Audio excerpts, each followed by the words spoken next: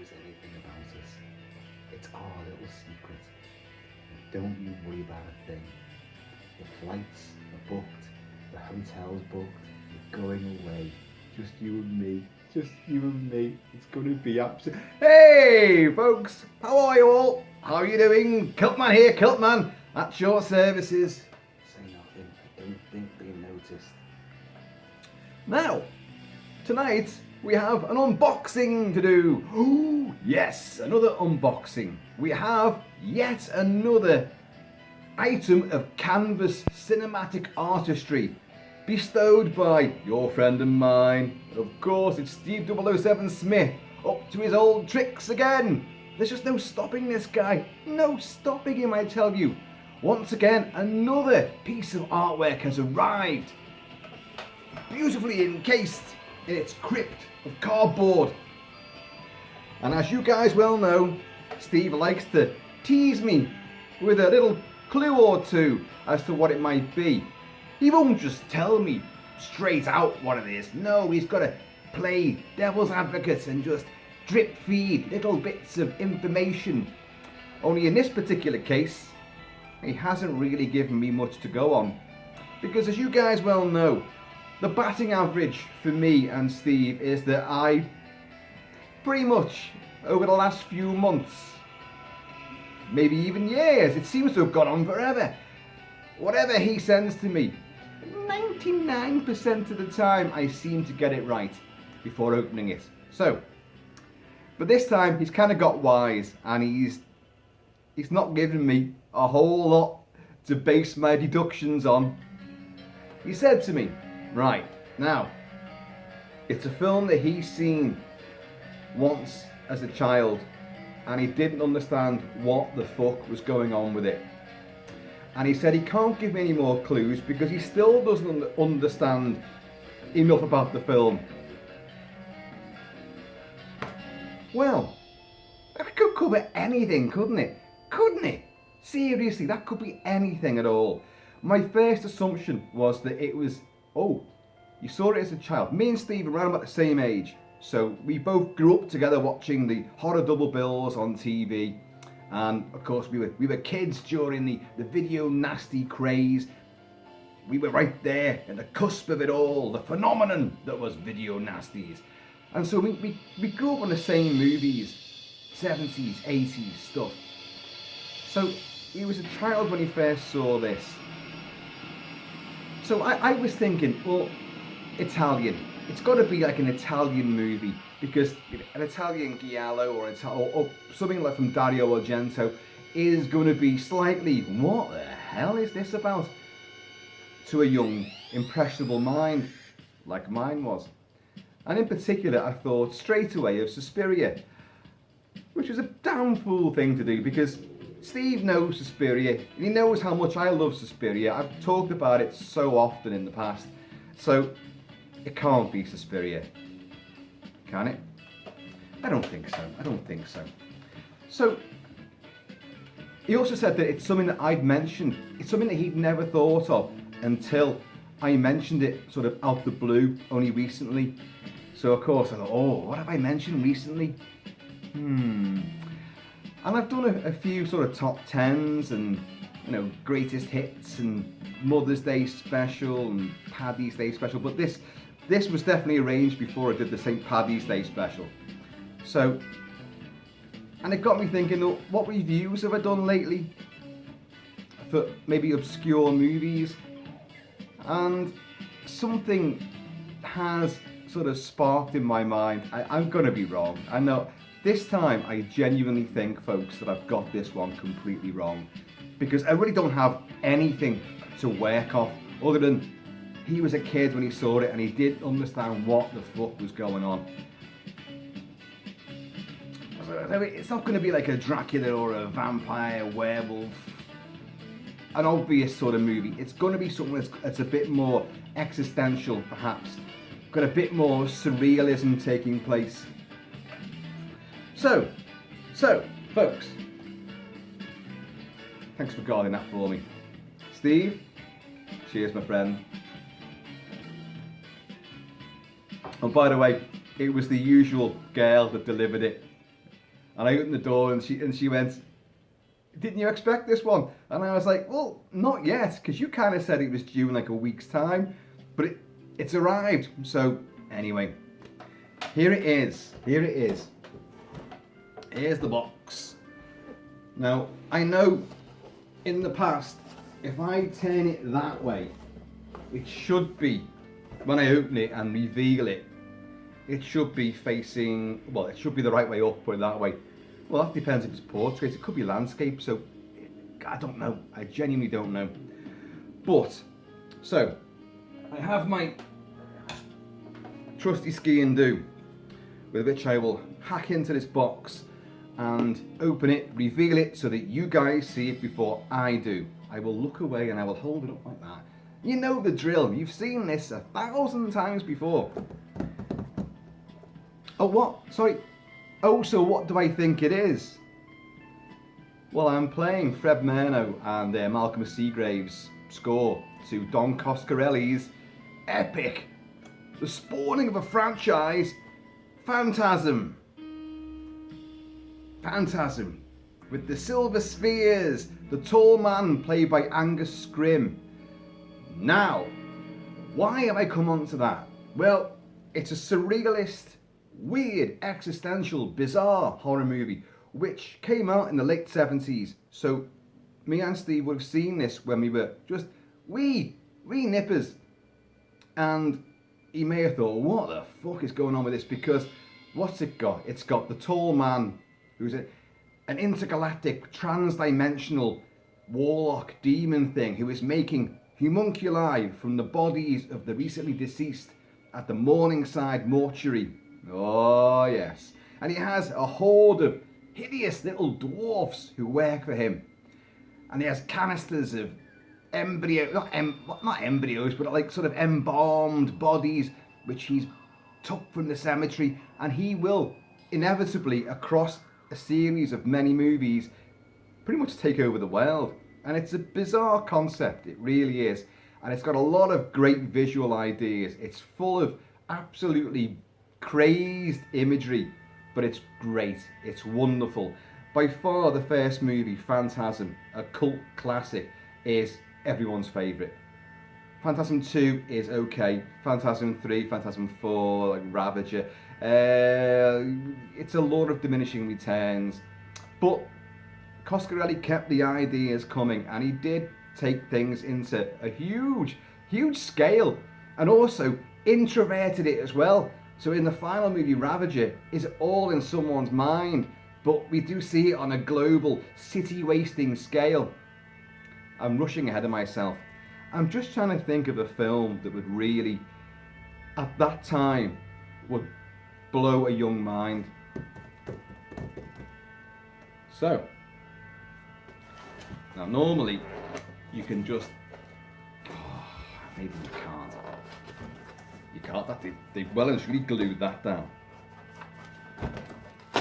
Right, okay. So I'm saying Don Coscarelli's Phantasm, the first one, a genuine cult item, which, I mentioned it because I was reviewing the Fangoria's first ever movie, Fangoria magazine, the magazine for horror fanatics, from the late 70s onwards. And they got like a chance to make movies, and the first one was a film called Mind Warp, starring Bruce the Chin, Evil Dead Campbell, and Angus Scrim, who plays the sinister tall man in Phantasm. And I mentioned that.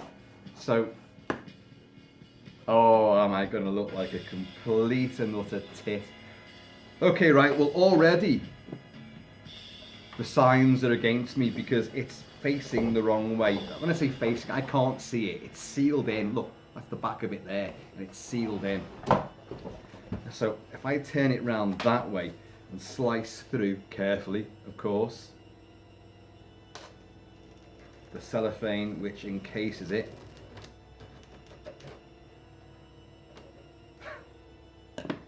and then raise the I'm going to be wrong, aren't I? I'm going to be wrong. After all that great preamble, a marvellous introduction to a film which is awesome, but it won't be this. And the thing is, I will probably go and like write in the video title of this particular installment on the Kilted channel what it is, so you guys already know. I don't know. Well, I don't know. Okay, I'm going with Phantasm. Steve, but to be honest, mate, if I've got this, then that is... I'll drink to myself there, because from the meagre clues, and by the way, I applaud you for giving pretty much nothing away. Nothing, really.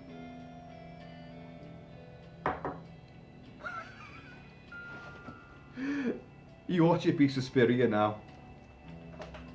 Oh God, no, no. Right, folks. Let me just... Oh God. If it's upside down, I apologise.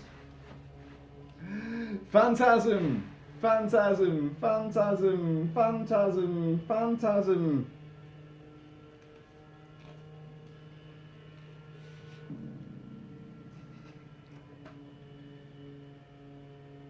By the way, folks, when I look, I can see through the back. Oh, don't know if you can see that. You probably can't see, but with the light, I can see perfectly through the back of that as I turn around. Steve, I thought you knew this film really well, but my God, oh my God, look at that. Now, on this image here somewhere, let's just get off the Phantasm soundtrack. Well, I went down the wrong road there, didn't I? But did I not say Suspiria right away? Did I not say that right away? I did. I texted you back and I said, I'm thinking Italian. And you went, Italian? Question mark. And I thought, shit, maybe I'm wrong. Just a second, I'm going to get onto the Goblin's awesome score for Dario Argento's incredible tour de force, visual tour de force that is Suspiria. Oh God, where is it? Remade in the last few years, impressively remade, but it really wasn't very good. Suspiria, there we go. Oh God, here we go. Now, on this image here, someone here is a dead ringer for my wife. Yes, it's that one. No, it's not. Now, Steve, what is it that... What did I mention recently? Was it the Mother's Day thing? Because that there is the mother of sighs. Suspiria is taken from Mother or Mater Suspiriorum, which is Mother of Sighs. There's 3 mothers in Dario Argento's Mothers trilogy. They're all witches. They're all hellishly evil. They lead covens. And in this one, which was the first, 1976-77, and by far the best, it's Dario Argento's absolute zeitgeist. It is the highest pinnacle of what he's ever achieved. I know many people are going to go Profondo Rosso, Deep Red, or Bear of the Crystal Plumage, Cat o' Nine Tails, or they're going to go Tenebrae, the psychosexual neo-gothic modern stalker slasher movie, which is awesome. Or they're going to go Phenomena, or they're going to go Stendhal Syndrome. I know. The beauty of it is he's made so many that you can pick whatever you want. But inarguably, that is an exercise in the purest, most demonic horror and pulverizing violence, visual and audio violence that you're ever going to experience. A truly demonic film. A film that feels it has translocated you to some other horrible Middle European, quasi-medieval flavoured environment. It's in its own time zone. It's in its own epoch, you could say. Susie Bannion, played by the luminous Jessica Harper. Yes, she's the one that looks like Mrs. Kilt-Man. She does. One of the reasons why I first was attracted to Mrs. Kilt-Man Well, A, she was my boss. Still is. But she had that diminutive, small, petite, but shapely, snow white, wide eyes, the luxurious hair, and that, even though she's only seems small, she's enormously strong and really powerful, very determined, very willful, and a survivor. She just struck me purely as Susie Bannion or Jessica Harper from Suspiria. So I just had to hook up with that, didn't I? Yeah. If only I'd stuck with this.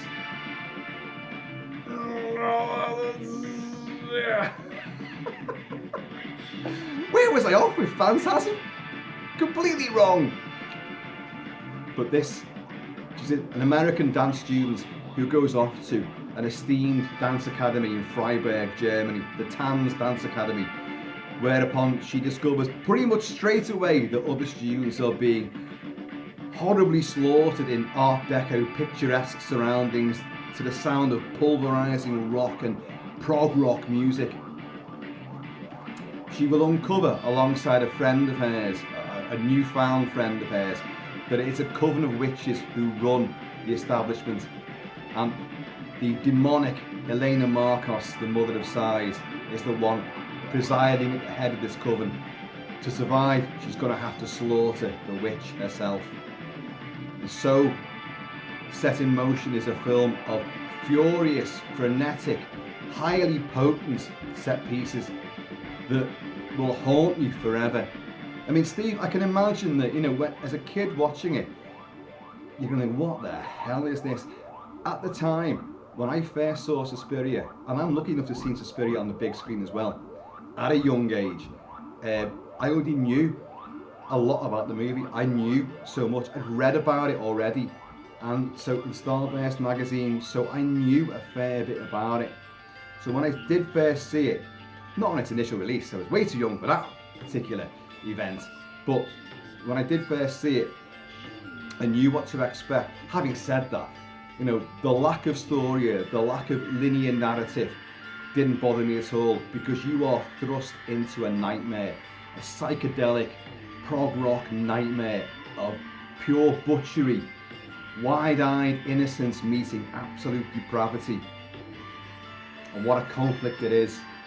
Jesus, Goblin's score, Argento's direction, Jessica Harper's performance, the effects, the violence, the miasma of mutilation and sheer warp factor 50, craziness that takes place. The murder of the blind pianist whose dog has offended the witch's coven, and then he's plagued by an unseen airborne assailant in a huge piazza at night time. Shocking, horrible. His own guide dog turns on him and devours him. Oh, yeah. The poor girl, Stefania Cassini, who is Susie Bannion's friend, who's also uncovered what's going on there, and then goes on a foolhardy mission to go and explore the deeper confines of the TANS Academy. And she'll end up being pursued by some demonic hitman. She'll fall into a room full of bales of razor wire which will rip through her skin, and the more she rides, the more she's trapped inside this enmeshing coil of death. And then the door opens and a gloved hand, always Dario Argento's hand. Whenever you see in one of his movies a gloved hand slicing someone's throat, putting the knife in, doing whatever horrible butchery is needed, that's his hand. Because he always said, well, I'm not going to make someone else do it. If I want to film this, it may as well be my hand doing it in the black leather glove. So poor old Stefania Cassini's head is pulled back. She's already ripped asunder with the razor wire, and her throat is gashed open in her final confrontation with this haggard old witch. And that really is an old woman playing that role. Dario Argento went forth and found the oldest woman he could find. I think she's 102 or something like that, to play this role. She doesn't do a great deal, just cackles and looks horrific. And in a direct quote from his earlier The Bird of the Crystal Plumage, Susie Bannion will pluck a tail feather from a bird with a crystal plumage and she'll stab it straight through the neck. But at the same time, her friend, who had her throat slashed, has been reawakened. The living dead! She's brought her back, and with pins in her eyes, mutilated, and with a huge butcher knife to make Michael Myers shit his pants, she comes at Susie, but then Susie stabs through the neck of Elena Marcus. She's wrought havoc, she's turned the tables. The demonic vision of her friend, the zombie friend, has disappeared. The witch lies dead, gasping with blood oozing from her mouth and her neck. And then the entire academy flies apart, bursts into flames, crumbles, and Susie must make a death plunge through this conflagration and hellish inferno that the building has become. And it is just outstandingly amazing. All to Goblin's fabulous, furious score. Listen to it now, listen to it. It's terrifying. But look at this! The initial trailer for Suspiria had, it's infamous now, in green and pink, I think it was. I think there was two versions, one was green, one was purple and pink. They had the word Suspiria breathing at you. It was literally just inflated, like little airbags, little latex bladders going, ooh, Suspiria, Suspiria, said the voice on the trailer, Suspiria. But that is the shape that it had, this sort of dreamy, floaty quality, and yet dreams, nightmares. This film, folks, is truly incredible, and if you've not seen it, well, I implore you to watch it. But the thing is, sensibilities have changed. When this film came out, it rocked the cinematic establishment, it rocked critics to their core. It was hugely acknowledged and recognised as a classic, but it did confound many people, audiences and critics alike. But of course, it gained a cult following. Its violence was obviously a major thing. It was scissored to bits in various territories. Unusually for Dario Argento, in this country the film was largely unbutchered. Largely it was when it first come out, it was pretty much uncut. Subsequent versions were then cut down again and again and again. When you watch it now, the opening double murder, which is truly a punch to the guts, a punch to the balls, a punch to the soul.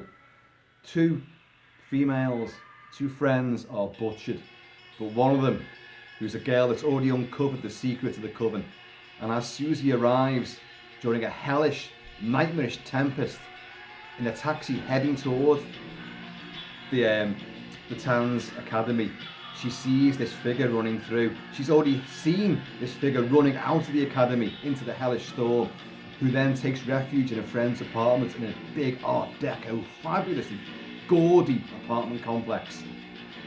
But as this plays, she sees two demonic feral yellow eyes through a window, and a hairy hand with talons crashes through the window and pushes her face against the glass. And then through the glass, whereupon on the rooftop parapets she is stabbed repeatedly. One stab wound actually dealt to her open, her chest cavity is open, and you see her beating heart, and the knife goes into the beating heart. Then a cord is tied around her neck, and through a gorgeous, very nouveau gothic stained glass window skylight she plunges through, whereupon she's also not only stabbed to bits but hanged as well. And in a glorious downward tracking shot, Argento's camera tracks down from this bloodied corpse hanging there. There we see her friend, who is beneath her in a pool of blood, with the rafters of the beams of the skylight in her stomach and her throat, and a huge pane of glass bisecting her head, to this music. Folks, nothing could ever have prepared you for that. No amount of homework and research I did at my tender age could prepare me for what I was confronted with. It blew me away. It still does. It still does.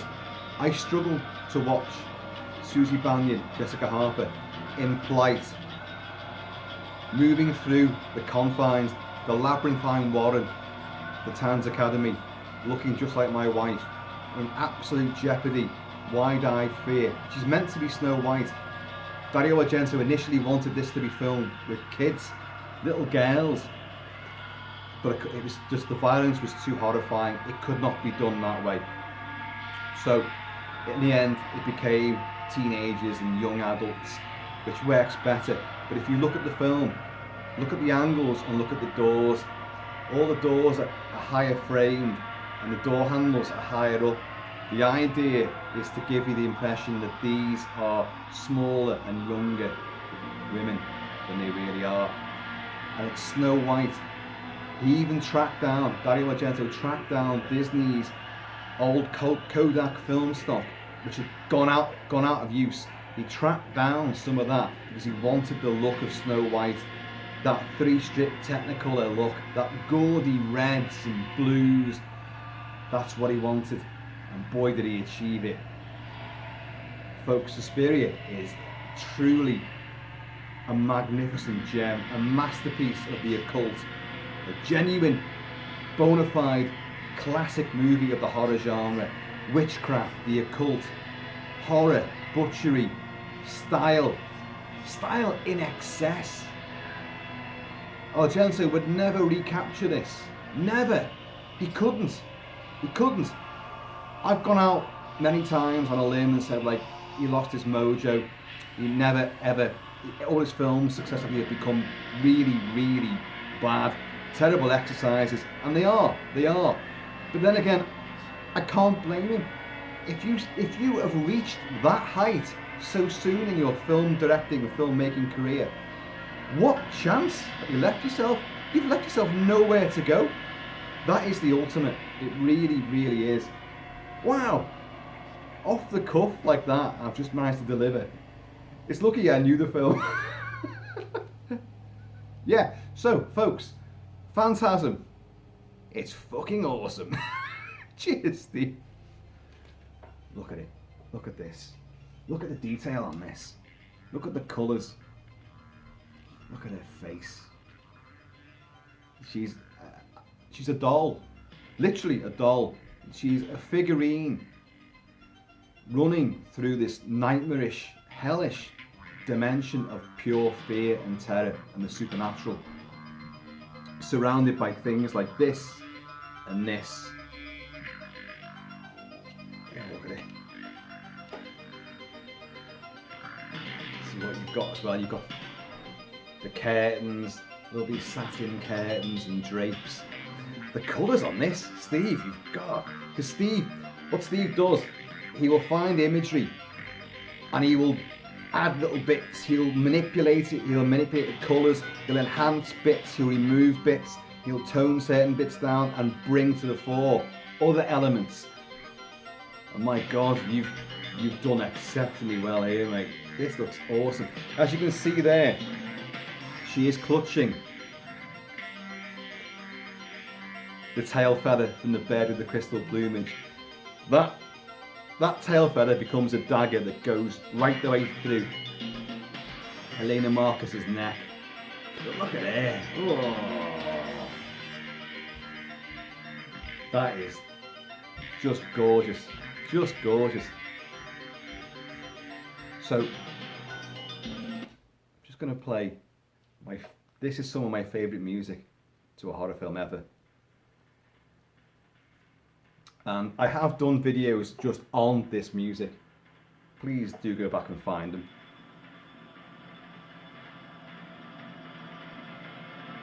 Steve. Yeah. I got the big Phantasm box set out. I got the silver sphere out. But please, Steve, leave a comment below and just tell the good folks that I did pretty much come out with this. And I said Italian. But I thought, because you were going like, well, I didn't get it, I didn't understand it. But you know how much I've always gone on about Suspiria, and I've talked about it so often, and especially about the, the similarity between Jessica Harper and Mrs. Kilt-Man. That I thought maybe you'd seen it since, and you certainly knew a lot more about it. I just love this.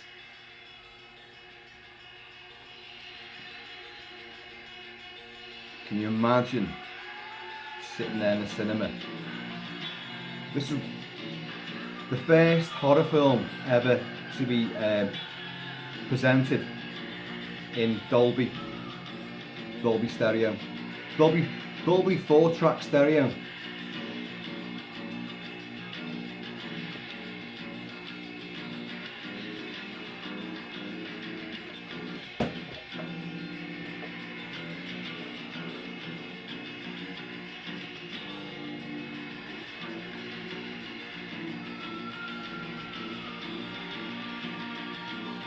The voices, the vocal tracks, they moan, they chant, they say the word witch throughout it.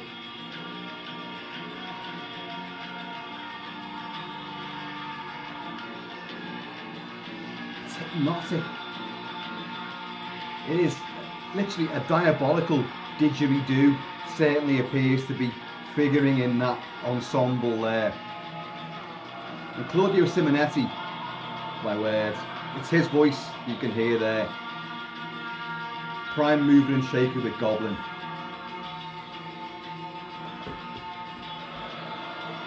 Oh, Steve, cheers my friend. Folks, I have been and always shall be absolutely in awe of some of these images, and especially some of these movies that they hail from. Folks, please do have a look at Suspiria, and it's out in 4K now. You can see it in 4K in its absolute pristine, incredibly intoxicating glory. Cheers, y'all. And watch out for witches, especially, you don't see this sort of thing on Strictly Come Dancing, do you? I'm going to see you all on a dance floor near you. I almost got you, Steve. Almost.